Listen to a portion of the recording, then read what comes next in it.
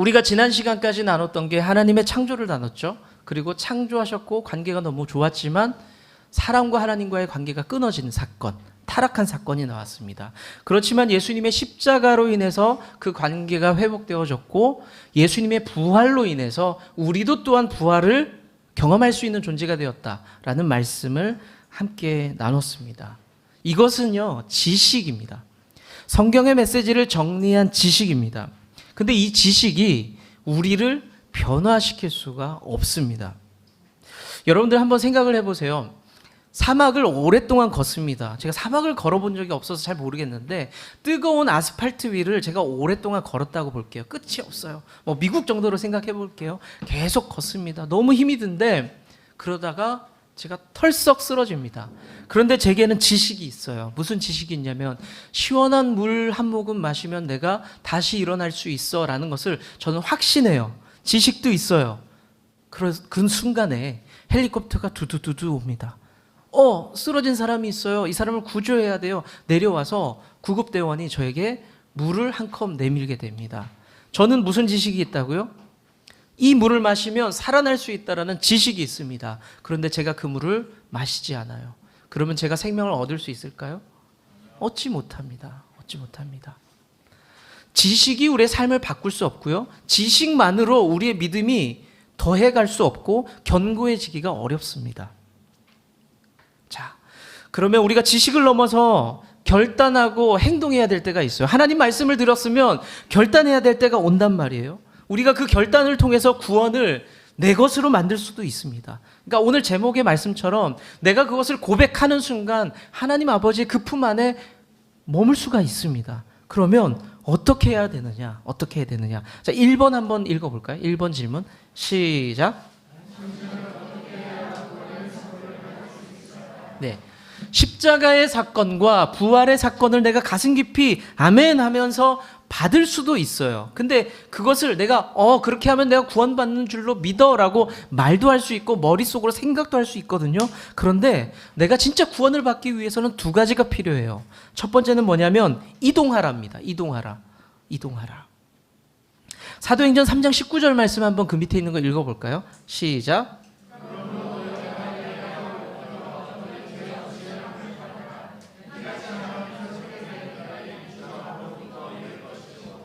성경이 말씀하시는 것은 회개하고 돌이켜라. 제일 마지막에 뭐라고 되어 있죠? 너희들이 새롭게 되는 날이 올 것이다 라고 말씀을 하고 있습니다. 회개하고 돌이키는 것은 움직이는 거예요. 내가 그거 알고 있어가 아니에요. 움직이는 겁니다. 움직이는 거. 여러분들 누가복음 15장에 정말 유명한 한 사람이 나오는데 우리가 흔히 탕자라고 부르는 사람이 나오죠. 그 탕자가 밖에 나가서 아버지 품을 떠나서 밖에서 돌아다닐 때에 큰 고통을 겪었습니다. 그러면서 그 사람은 생각했어요. 내가 잘못 판단했구나 라고 생각했습니다. 그리고 이렇게 생각을 합니다. 내가 아버지 집에 가면은 적어도 배는 고프지 않겠지. 거기 가면은 굶어 죽지는 않겠지 라고 생각을 합니다. 이건 지식이에요. 그 지식이 탕자에게 있었습니다. 그런데 그 탕자가 놀라운 것은요, 성경에 이렇게 기록이 되어 있습니다. 그가 일어났다라고 되어 있어요. 그가 일어났다. 여러분들 생명을 얻기 위해서, 구원을 받기 위해서 필요한 것은 우리가 새롭게 결단하고 일어나는 것들이 좀 필요해요. 우리는 그것의 한 조각을 뭐라고 얘기하냐면 회개라고 표현하거든요. 회개. 근데 우리가 가지고 있는 회개에 대한 이미지가 뭡니까? 뭐 예전부터 그랬던 것 같아요. 회개하면은 우리가 눈물을 흘리고 하나님 앞에 통곡하면서 기도하는 것을 회개라고 하죠. 자, 틀린 말은 아니에요. 그런데 뭐가 하나 빠졌어요. 회개란 우리가 잘못된 것을 크게 뉘우치면서, 눈물이 그러면 날 수 있겠죠. 크게 뉘우치면서 돌아서는 것까지가 회개예요. 내가 잘못된 것에서 바꿔지는 것까지가 회개입니다. 우리의 자녀들은 늘 실수하고 잘못할 때가 있잖아요. 너 그거 왜 그랬어? 라고 얘기할 때 엄마 잘못했어 눈물 흘릴 수 있죠. 완벽한 회개인가요? 그 다음에 어떻게 해야 어머님 마음에 흡족하세요? 아버지 마음에 흡족하세요? 잘못을 더 안 해야 되잖아요. 그렇죠? 돌이켜서 잘못을 안 해야 돼요. 회개의 본질이죠. 움직여야 돼요. 움직여야 돼요. 여러분들 회개를 쉽게 표현할 때 이렇게 얘기합니다. 운전해서 가는데 잘못됐어요. 그러면 어떻게 해야 돼요? 이대로 직진하면 안 돼요. 직진은 안 돼요. 그럼 어떻게 해야 될까요? 유턴을 하든지, 후진하면 큰일 난다, 도로에서. 유턴이라는 게 있어요. 그래서 좋은 방청 계기죠. 그렇죠? 리액션 너무 좋아요. 유턴을 하거나 좌회전을 하거나 우회전을 해서 방향을 바꿔야 돼요. 그걸 우리는 회개라고 합니다. 잘못된 것을 바꾸는 것. 그런데 옛날 아버지들은 왜 그러셨나 몰라. 운전대만 잡으면 자기가 맞대. 꼭 맞대. 그렇죠? 그런 분들이 많이 계셨어요. 그래서 계속 가요. 요즘은 내비가 말해도 안 해요. 내가 가까운 길을 알고 있고 내가 그 길을 알고 있다 하면서 유턴을 안 해요. 우리에겐 그런 고집이 있어요. 가던 길이 관성이 있어요. 인생의 관성이 있어서 그냥 쭉 가는 게 편한 거예요. 그게 옳다고 믿는 거고. 하지만 주께서 말씀하시는 것은 네가 잘못된 것을 느꼈다면, 십자가의 사건과 부활의 사건을 보면서 내가 잘못 살았구나라는 것을 느꼈다면 이제 움직여야 돼라고 말씀하시는 거예요. 그래야 구원이 임한다. 그런데 두 번째, 첫 번째는 이동하라. 두 번째는 뭐냐면 방향을 정확히 이동해야 돼요. 좌회전을 해야 될 때는 좌회전을 해야 되고, 우회전을 할 때는 우회전을 해야 되고, 유턴을 할 때는 유턴을 하는 게 옳은 방향이죠. 방향이 틀리면 완전히 틀린 곳으로 갑니다. 다른 곳으로 가게 됩니다. 그래서 성경은 이렇게 말씀하세요. 밑에 요한복음 1장 12절 말씀이 보이실 거예요. 한번 읽어볼까요? 시작.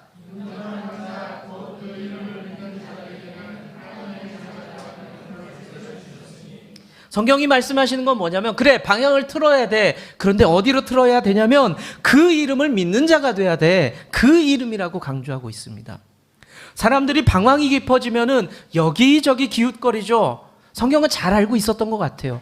야, 방황하니까 너 자꾸 점집까지, 방황하니까 그래, 인생은 성공이 전부야. 성공하기 위해서 애쓰고 있지. 사람들이 방향을 이렇게 저렇게 하니까 이렇게 얘기해주고 있는 겁니다. 그 이름을 믿을 때 너희에게 구원이 있다라고 그 방향을 정확하게 알려주고 있습니다.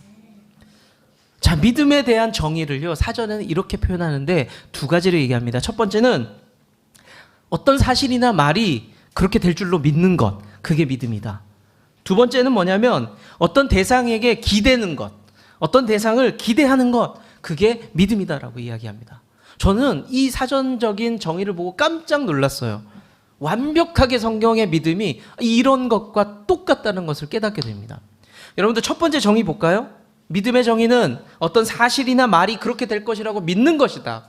여러분들 예수 그리스도의 말씀, 하나님의 말씀에 아멘 하시죠? 우리는 그 말씀이 이루어질 것을 믿는 사람들이에요. 그래서 믿음이 있는 사람이죠. 두 번째 정의가 뭐라고요? 어떤 대상에게 기댈 줄 아는 것, 어떤 대상을 향해서 기대할 수 있는 것, 그게 믿음이라고 이야기합니다. 여러분들 예수 그리스도께 힘들 때마다 기대입니까? 기대죠. 그거는 우리가 그게 믿음이 있다는 거예요. 누군가를 향한 기대가 있다는 게 믿음이래요. 예수님을 향한 기대, 하나님을 향한 기대 여러분들 있으시죠? 그게 믿음이라고 이야기를 하고 있습니다. 그러면 여러분들에게 질문을 드리고 싶어요. 여러분들 진짜 믿고 있으세요? 주님이 하신 말씀이 옳았구나, 맞습니다라고 진짜 믿으세요? 여러분들 힘들고 어려울 때 진짜 주님께 어깨에 기대기도 하고 주님을 기대하기도 하고 그런 마음들이 있으세요? 그 믿음이 우리에게 있는지를 체크해 볼 필요가 있다는 겁니다. 여러분들 밑에 제가 괄호를 쳐놨잖아요. 믿는다는 것은 이제 무슨 뜻이죠? 한번 답을 찾아볼게요. 하나님의 뭐가 됩니까? 하나님의 자녀가 됩니다. 또 그리고 괄호를 뭐를 얻었다? 뭐 구원이나 영생이나 여러분들은 성경 공부를 잘하신 분이고 교리 공부를 잘하신 분이에요. 어떤 학생들은 이걸 딱 하는데 얘들아 믿는 게 뭐니? 라고 했더니 하나님의 자녀가 되는 것입니다 라고까지 맞췄어요. 괄호를 잘 맞춘 거죠. 그랬더니 무엇을 얻는 것이니? 라고 했더니 아빠를 얻는 겁니다 라고 얘기하더라고요. 근데 제가 그 얘기를 듣는데 제가 생각한 답은 아니었는데 깜짝 놀랐어요. 맞아. 내가 하나님의 자녀가 되었기 때문에 나는 아빠가 생겼지. 제가 깜짝 놀랐던 기억이 있습니다. 그럴듯하죠? 틀린 것도 아니죠? 네, 맞습니다. 자, 그러면 예수 그리스도를 믿게 된 사람들에게는 변화가 나타난대요. 성경은 이렇게 선언하고 있습니다. 요한복음 5장 24절. 2번 질문에 제일 밑에 있거든요. 요한복음 5장 24절 읽어볼까요? 시작. 내가 진실로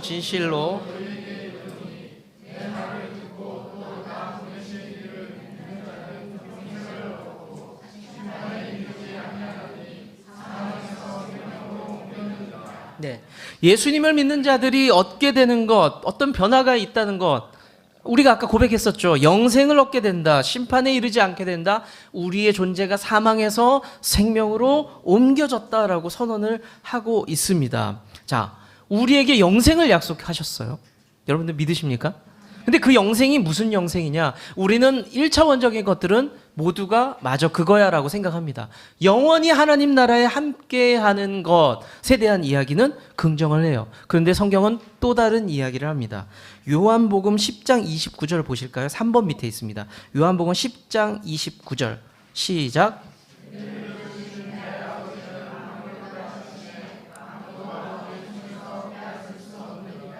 하나 더 읽어볼게요. 로마서 8장 39절 제일 밑에 있죠. 시작.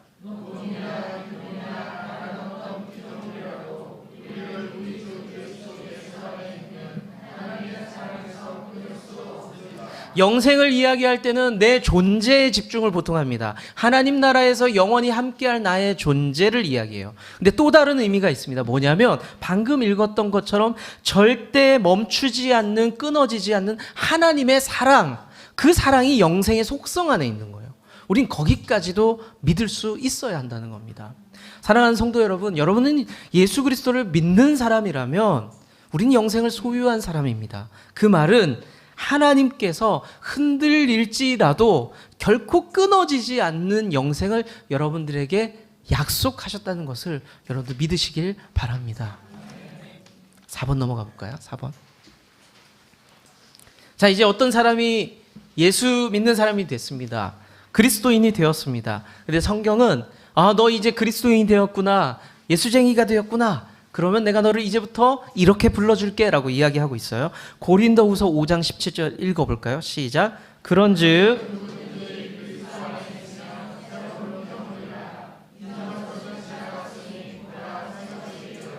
하나님의 말씀은 뭐냐면 내가 너를 봤는데 옛날 흔적이 없어. 너는 이제부터 새로운 피조물이야, 새 것이야 라고 선언을 해줍니다. 구원받은 백성은, 영생을 누리는 백성들은 새로운 피조물이라고 하나님께서 선언을 하시게 됩니다. 자, 그런데요, 좀 슬픈 이야기 하나 들려드릴게요. 우리는 새로운 피조물이고 영생을 누리고 하나님의 사랑을 끝없이 공급받는 존재인데 우리의 상태는 많이 좋아지셨어요? 여러분들 일상을 살아가는 여러분들의 흔히 말하는 성깔은 어떻게 되고 있으세요? 성격이 어떠세요? 마치 짠 것처럼 안 좋습니다 라는 분들이 많을 수밖에 없어요. 그러면 고민이 돼요. 이때부터가 문제입니다. 어느 순간 신앙생활 열심히 했는데 이게 어느 순간 꽝 부딪혀요.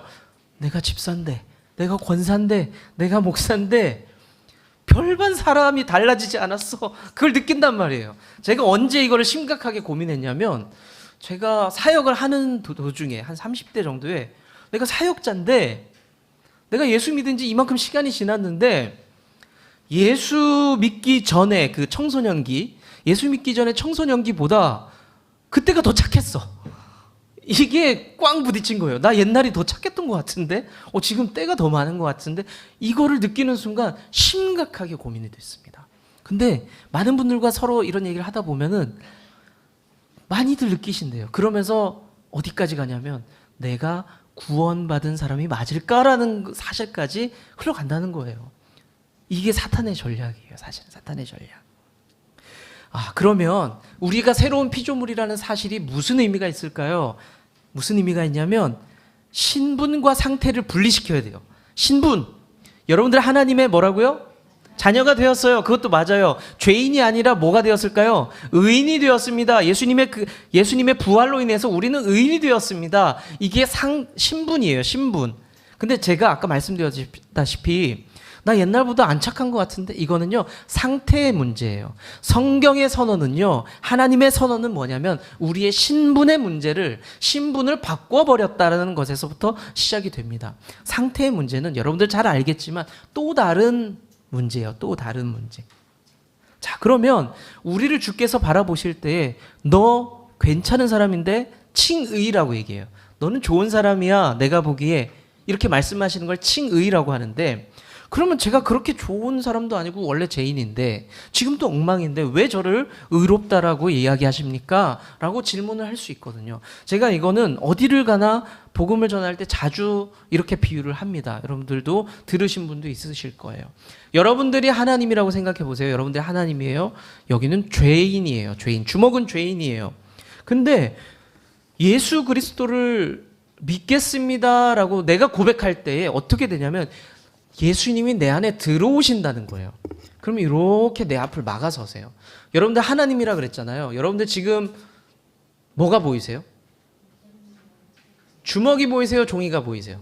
종이. 다시 말씀드릴게요. 주먹은 죄인이고 종이는 예수님이에요. 자, 이제는 뭐가 보이세요? 하나님?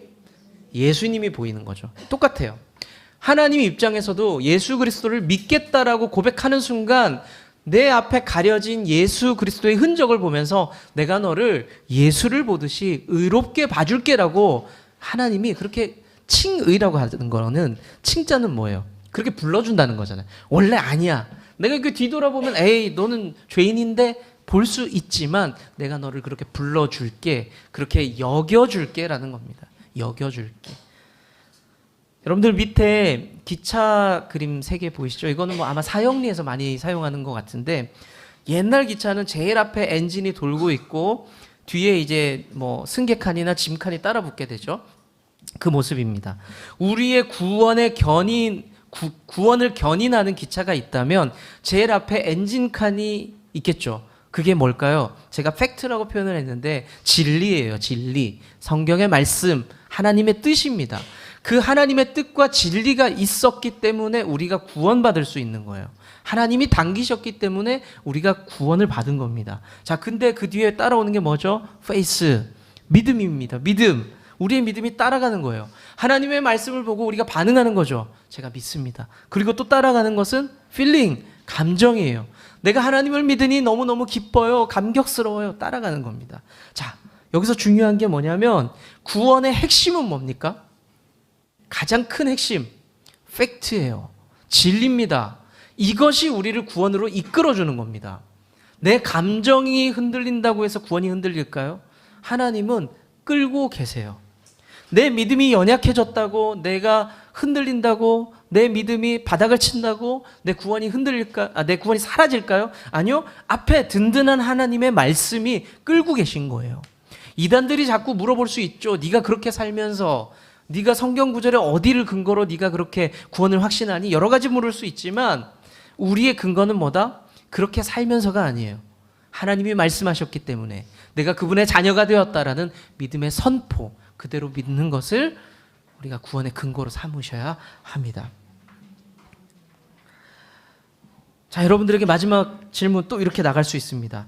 당신이 영생을 소유한 사실을 어떻게 믿을 수 있습니까? 누가 이렇게 탁 질문할 수 있어요. 괜히 질문 자체가 어렵게 들리죠. 너는 구원받은 사실을 어떻게 알 수 있어? 라고 얘기하면 머리가 막 복잡해지면서 설명충이 되기 시작합니다. 이것저것 갖다 붙여요. 아는 거 모르는 거 다 갖다 붙여요. 그럴 필요 없습니다. 성경을 보면은 그리스도 예수를 믿으면 우리 안에 구원이 있다라고 약속하셨어. 나는 그 말씀을 믿기 때문에 구원의 확신이 있는 거야 라고 말씀하시면 돼요. 다른 뭐가 필요합니까? 우리 안에? 네.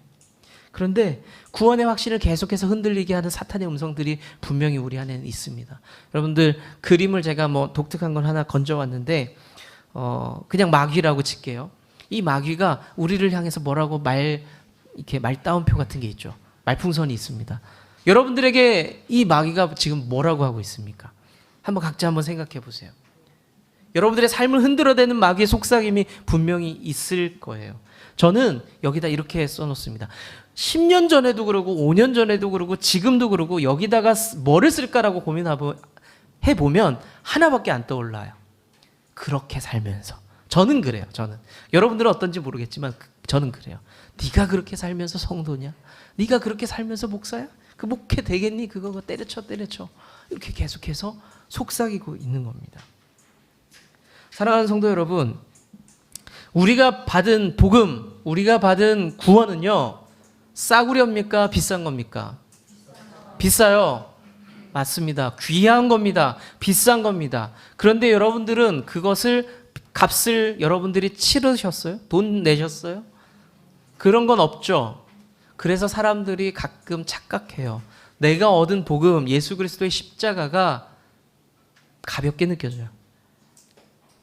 뭐 어떻게 해도 괜찮을 것 같은 생각이 들어요. 근데 여러분들 말씀대로 우리의 복음은 너무 귀하고 가치가 있습니다. 우리는 돈을 들이지 않았죠. 값을 치르지 않았습니다. 그런데 누가 그 값을 치르셨습니까? 예수님이 치르셨죠. 우리는 그렇기 때문에 비싸다고 얘기하고 귀하다고 이야기를 하고 있는 겁니다. 제가 어느 날 우리 아이들에게 좋은 고기를 먹이고 싶어서 정육점에 가서 정말 제일 좋은 소고기 좀 주세요라고 얘기를 합니다. 그래서 제가 아끼고 아껴뒀던 돈을 들여서 그 소고기를 사갑니다. 뭐 업진살 무슨 살 하면서 사가요. 그래서 오늘 저녁에 아이들이랑 먹어야지. 그 고기는 제가 오랫동안 모은 돈을 다 털어서 산 겁니다. 근데 그 고기를 먹는데 아이들이 막 그 고기를 먹으면서 너무 좋다, 너무 비싼 건데 귀한 건데 라고 말하지 않고 막 쉽게 생각해요. 뭐 그냥 쉽게 먹어요. 그리고 함부로 이야기를 해요. 싸구려 취급을 합니다. 이게 될까요, 안 될까요?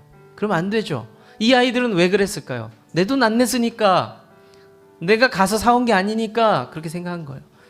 그러면 여러분들이 구원을 가볍게 여긴다면 예수님께서 여러분들의 삶을 어떻게 보실까요? 그러지 마. 내가 십자가에서 죽기까지 사랑하면서 너에게 베푼 사랑이고 구원이잖아. 그러지 마. 그렇게 살면 안 돼. 너희의 구원이 가볍지 않아. 아프다는 거예요. 예수님 마음이 아프다는 거. 그리고 우리가 때로는 신앙에 과몰입할 때는 무슨 마음이 드냐면 내가 또 반대로 내가 이렇게 사는 게 무슨 신자냐, 성도냐, 에라이, 하나님 얼굴에 먹칠하는 인생, 차라리 안 믿는 게 낫지. 그럼 주님이 또 뭐라고 이야기하실까요? 그러지 마. 내가 너한테 그러려고 십자가 죽은 게 아니야. 네가 좀 못 살아도 괜찮아. 내가 대가 지불을 다 했단 말이야. 그러지 마. 흔들리지 않는 믿음. 그래서 끝까지 주님 곁에 머물 수 있는 믿음. 때로는 뻔뻔해도 얼굴 들고 주님, 그래도 제가 주님 아들 맞죠? 라고 말했던 탕자처럼, 아버지, 그래도 저는 품꾼이라도 그랬을 때 아버지가 뭐라고 그랬습니까? 품꾼이라니 내 아들인데. 때로는 그런 뻔뻔함. 하나님, 저는 하나님 자녀 안 되겠고 뭐 종이라도 좀 써주시면 안 돼요? 아유, 무슨 말이야. 내 아들인데, 내 딸인데. 여러분들 그 믿음 확신하면서 주님 곁에 머무를 수 있는 귀한 가족들, 주의 가족들 되시기를 축원합니다. 주님은 나무, 당신은 가지니 사랑의 열매 맺기에 축복해요.